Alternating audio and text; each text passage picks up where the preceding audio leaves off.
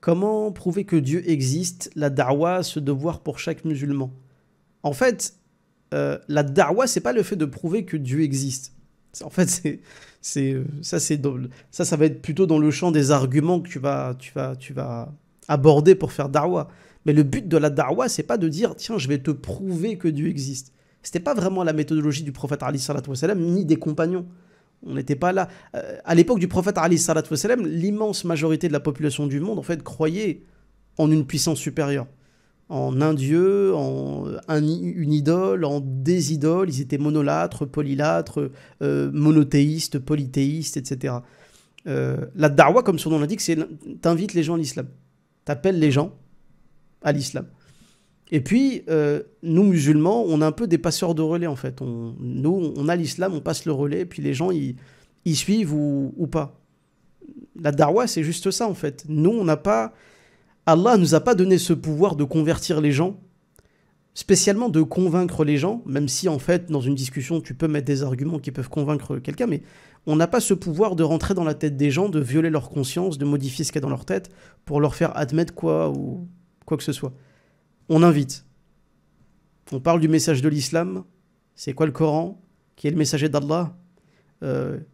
Qu'est-ce que c'est que les fondements de l'islam? Ce à quoi Allah appelle l'humanité? Et puis khlas. Si la personne en face de toi elle est réceptive au message, elle va faire l'effort d'aller l'étudier. Si elle est honnête, si elle est sincère, si elle se pose déjà des questions. Une personne qui est adorateur ou adoratrice de la dunya, ça va être très compliqué. Il lui faudra beaucoup de temps pour qu'il se pose les bonnes questions, tu vois. Mais si tu as des personnes qui sont vraiment désireuses de connaître, qui se posent des questions, etc., il est de ton devoir de leur montrer ce que c'est, au moins ce qu'Allah dit comme message dans le Coran. Quel est le message de l'islam? Toi, c'est ton job.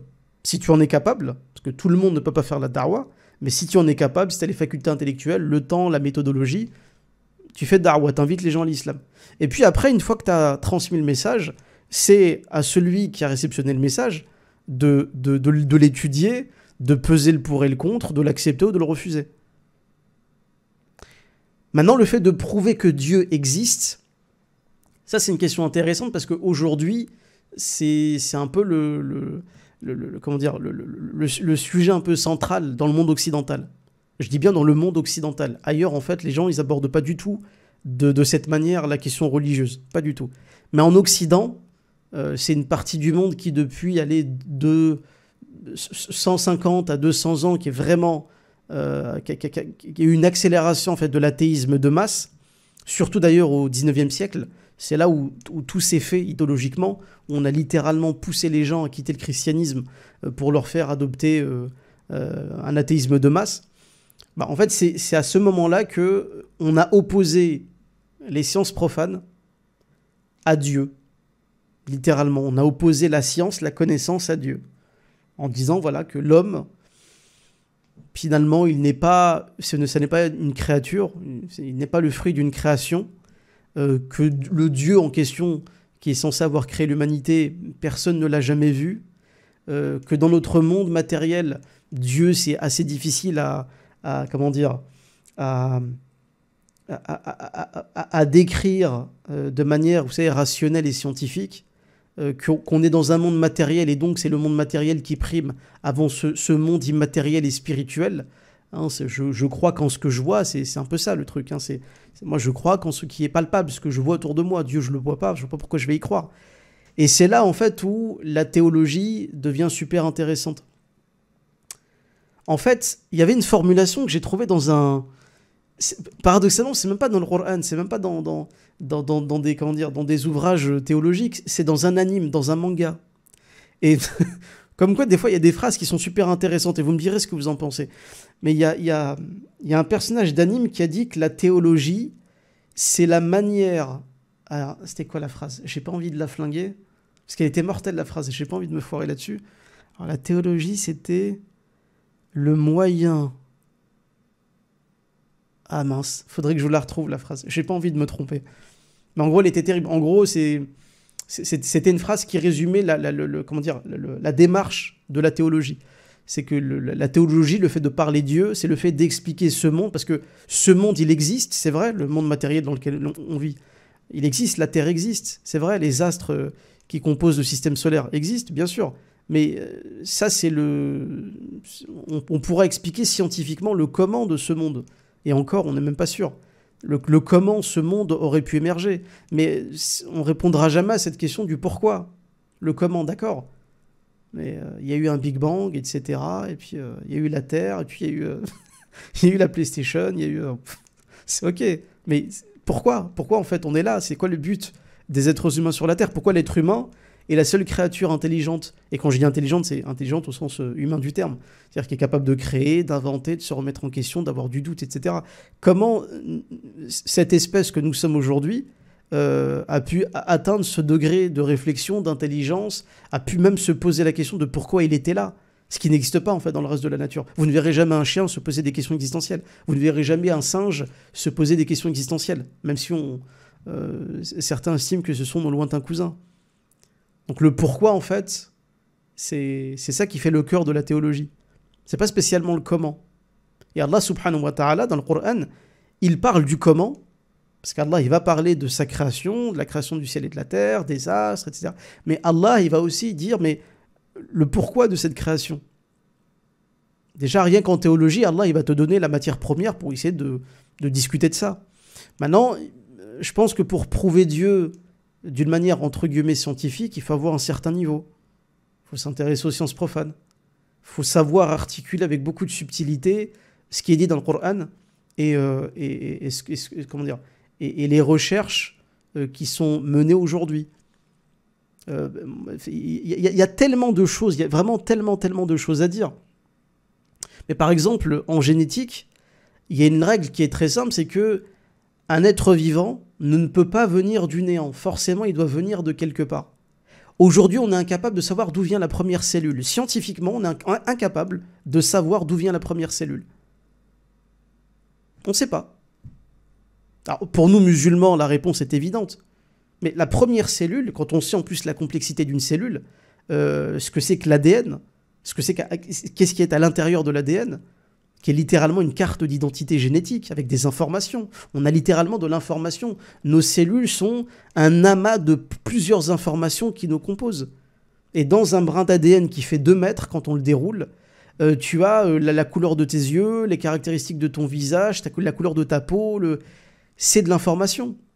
D'où vient la première cellule qui contient autant d'informations? C'est juste du délire. Et ça, en fait, tu peux être le plus grand scientifique de la Terre, t'as pas de réponse. Aujourd'hui, même des questions aussi bêtes que pourquoi on dort.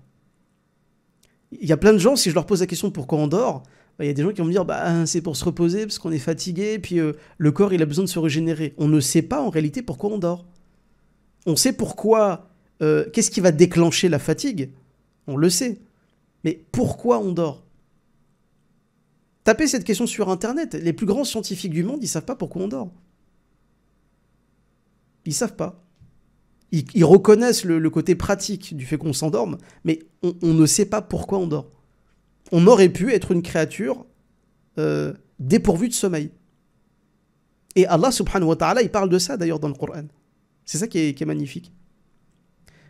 Aujourd'hui, par exemple, les plus grands scientifiques du monde, avec toute la connaissance qu'ils ont pu acquérir, sont incapables de nous expliquer de quoi est composée l'immense majorité de l'univers.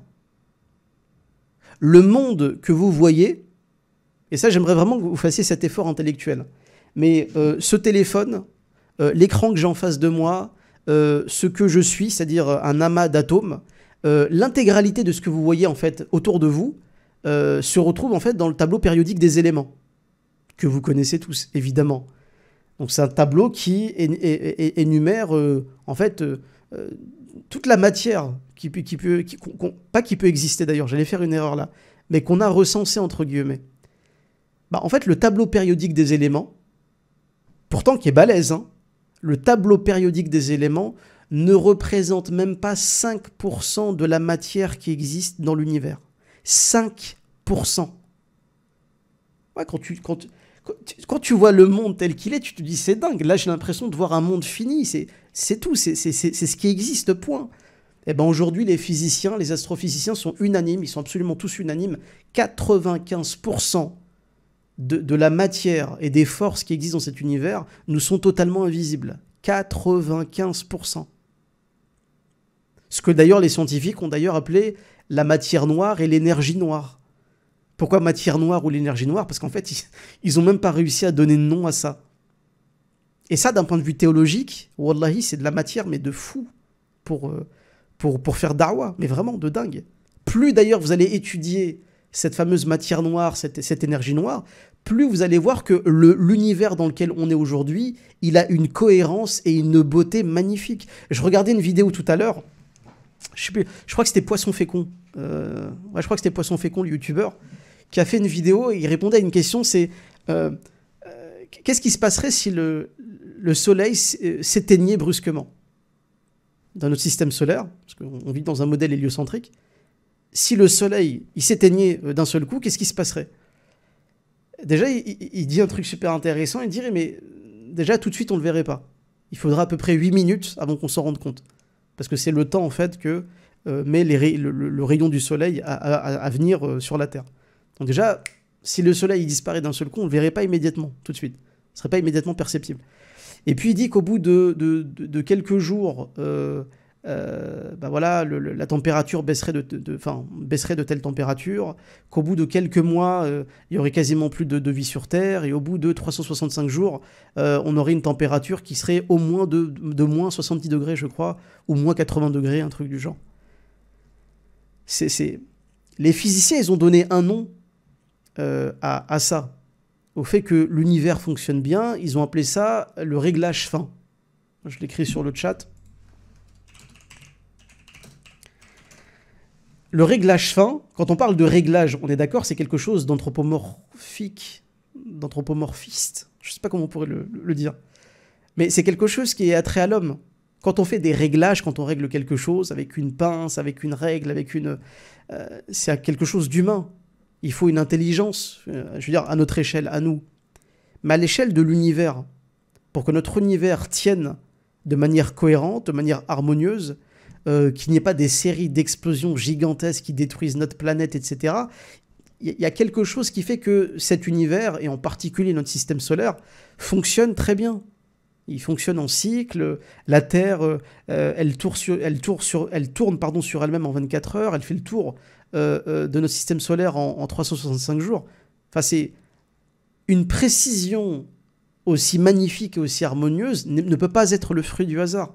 Parce que le hasard ne crée pas, le hasard c'est le rien, le hasard c'est le contraire de l'harmonie. Le hasard c'est le chaos, quoi. Mais au sens vraiment du chaos grec, quoi. C'est rien, c'est le vide, c'est rien du tout. Donc même les scientifiques, les physiciens, les astrophysiciens, ils ont été obligés d'utiliser un terme comme le réglage fin pour parler de notre univers et de notre système solaire.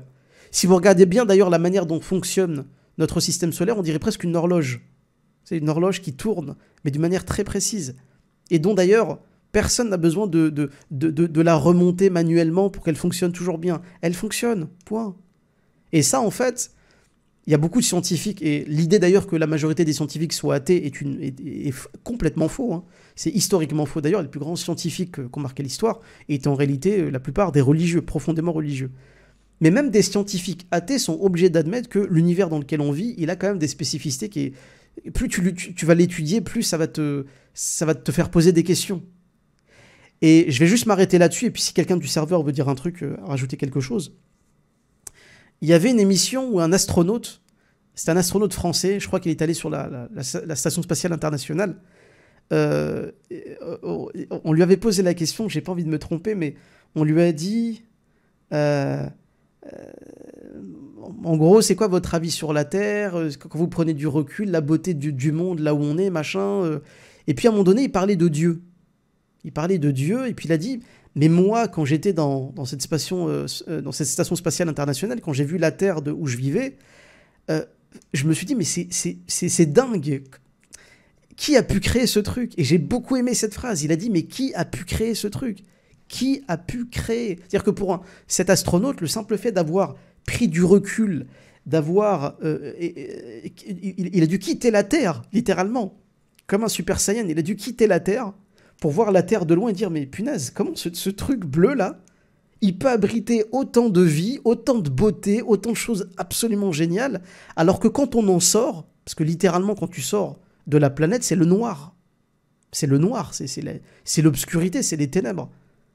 Comment dans cette obscurité, en fait, là, il y a un truc comme ça, et qui abrite une vie, qui abrite des océans, des baleines, des calamars géants, qui abrite des êtres humains, des lions, et tout ça cohabite harmonieusement, et ce de manière continue, sans interruption. C'est quand même un truc de fou. Donc j'ai bien aimé, moi, sa réflexion, c'est qui a pu créer ce truc? Et le mec, c'est un astronaute qui n'était pas spécialement religieux à la base. Donc j'ai bien aimé sa réflexion. Naturellement, la fitara, en fait, si tu te poses les bonnes questions, tu ne peux que revenir à... en fait, pour nous, Dieu, c'est une évidence. Et si dans la darwa, et je vais finir là-dessus, si dans la darwa, tu es capable de mettre ça sur la table, de prendre des ouvrages, des références, de mettre ce que disent les sciences profanes et empiriques, tu les mets en parallèle avec la révélation du Coran, là, tu peux clairement faire une excellente darwa qui peut peut-être convaincre des gens qui, au départ, n'étaient pas convaincus de la religion, quoi. Mais de toute façon, dans la darwa, il y a plusieurs méthodes pour parler de Dieu, il y a plusieurs méthodes pour parler de science, il y a plusieurs méthodes pour... Il y a des méthodes diverses. Je prétends pas qu'il y ait une seule méthode, mais il y a plusieurs façons de faire darwa. Et là, en l'occurrence, essayer de prouver Dieu, honnêtement, c'est possible. Déjà coraniquement, scientifiquement aussi, pas au sens matériel, spécialement matériel du terme, mais tu peux au moins faire admettre à quelqu'un que le monde dans lequel on vit, l'univers dans lequel on vit, bon, il y a peu de chances pour qu'il soit produit d'un simple hasard chaotique. Et puis, voilà, ça peut être intéressant de faire darwa de cette manière. Est-ce que quelqu'un veut rajouter quelque chose sur le serveur? Pour nous aider à améliorer la qualité de notre travail et faire vivre ce média, vous pouvez nous aider en faisant un geste sur notre page PayPal et Tipeee. Les liens sont en description. Barakallahu fikoum et merci à vous.